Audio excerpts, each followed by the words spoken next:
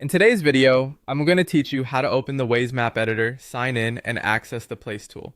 To get started, open Google Chrome on your computer. Using Chrome is helpful here because the Waze Map Editor is a web-based tool, and Chrome typically offers smooth compatibility and reliable performance for editing tasks. Once the browser is open, go to the Waze Map Editor web app portal. You can do that by typing the web address directly into the address bar or by opening it from a saved bookmark if you already have one. After the page loads, give it a moment to fully display the editor interface and any sign-in prompts that appear. Next, sign in with your account credentials. Enter your login details carefully in the appropriate fields, then continue to the next screen if prompted.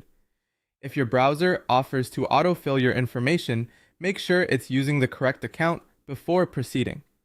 This is especially important if you manage more than one account or if multiple people use the same computer.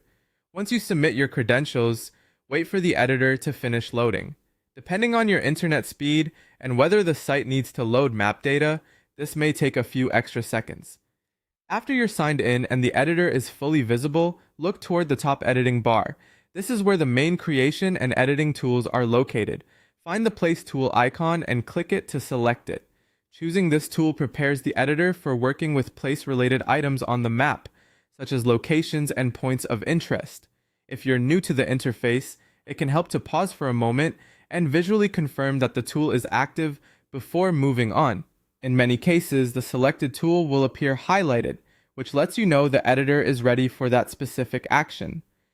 As a general tip, make sure the page has finished loading before clicking around too quickly, since some editor tools may not respond properly until everything is fully initialized. It's also a good idea to work in a stable internet connection to avoid interruptions while signing in or loading map elements. And that's it. You've opened Chrome, accessed the Waze Map Editor portal, signed in.